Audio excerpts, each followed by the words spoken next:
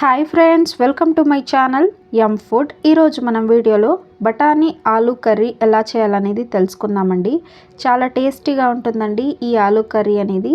సింపుల్గా అయితే మనం ఈ కర్రీని చేసుకోవచ్చు. ఇప్పుడు ప్రాసెస్ని చూసేద్దాం. స్టవ్ మీద ఒక గిన్నె పెట్టుకోండి. అందులోకి నేను 1.5 గ్లాస్ నీళ్ళు అయితే పోసుకుంటున్నాను. తర్వాత చిటికెడు పసుపు అయితే యాడ్ చేస్తున్నాను. ఇక్కడ నేను 1 కప్పు ఆలు అయితే తీసుకొని ఈ సైజులో కట్ చేసుకొని నీట్గా వాష్ చేసి పెట్టుకున్నానండి. దీన్ని అయితే యాడ్ చేస్తున్నాను. తర్వాత ఇందులోకి ఒక 1/2 కప్ వరకు బఠానీ అయితే వేసుకుంటున్నాను.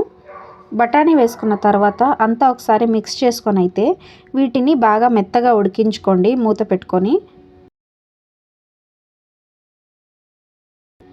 ఇవి అయితే మనకి ఇప్పుడు మెత్తగా ఉడికిపోయాయండి. ఇవన్నీ తీసి పక్కకు పెట్టుకుందామండి. ఇప్పుడు స్టవ్ మీద మరొక గిన్నె పెట్టుకోండి. ఒక 2 టేబుల్ స్పూన్ వరకు ఆయిల్ అనేది వేసుకోండి. ఆయిల్ వేడైన తర్వాత 1 టీ స్పూన్ జీలకర్ర అయితే వేసుకుంటున్నాను. సన్నగా కట్ చేసి పెట్టుకున్న ఆనియన్స్ కూడా యాడ్ చేసుకోండి. ఆనియన్స్ మనకి బాగా వేగాలండి. ఎర్రగా వేగేంత వరకు ఆనియన్స్ని అయితే వేగనివ్వండి. ఈ విధంగా సన్నగానే కట్ చేసుకొని వేసుకోండి. ఈ విధంగా ఎర్రగా వేగిన తర్వాత ఆనియన్స్, ఇందులోకి నేను అల్లం వెల్లుల్లి పేస్ట్ అయితే వేసుకుంటున్నాను. అల్లం వెల్లుల్లి పేస్ట్ వేసిన తర్వాత మిక్స్ చేసుకుంటూ పచ్చివాసన పోయేంత వరకు అయితే వేగనివ్వండి. ఇప్పుడు ఇందులోకి ఒక 3 టమాటో అయితే కట్ చేసి పెట్టుకున్నానండి సన్నగా. అవి కూడా యాడ్ చేస్తున్నాను. వీటిని కలుపుకొని మెత్తగా ఉడకనివ్వండి ఈ టమాటో అయితే. ఈ టమాటో కాస్త ఉడికిన తర్వాత ఇందులోకైతే నేను 1 teaspoon garam masala add చేస్తున్నాను. 1 టేబుల్ స్పూన్ ధనియాల పొడి, 1 టేబుల్ స్పూన్ కారం. ఇవి వేసుకున్నాక అంతా మిక్స్ అయ్యేలాగైతే ఒకసారి బాగా మిక్స్ చేసుకొని టమాటో ఈ మసాలా అంతా మిక్స్ అయ్యి బాగా ఉడికేటట్టుగా మిక్స్ చేసుకొని వేగనివ్వండి. కరివేపాకు కూడా కొద్దిగా యాడ్ చేసుకొని మిక్స్ చేసుకోండి.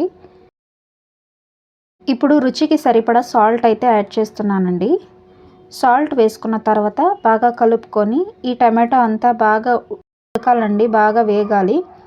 ఈ టమాటో అంతా ఉడికి నూనె పైకి తేలిన తర్వాత ఇందులోకి ఉడకబెట్టి పెట్టుకున్నాం కదా, వాటిని అయితే వేసుకుంటున్నాను.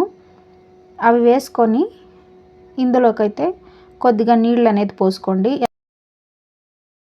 ఎక్కువ నీళ్ళు పోసుకోకండి, ఎంత కావాలో చూసుకొని అంత వాటర్ అయితే వేసుకోండి. వాటర్ వేసుకొని ఒక 10-15 నిమిషాలు కర్రీ అనేది గట్టిపడేంత వరకు కుక్ చేసుకుంటే సరిపోతుందండి.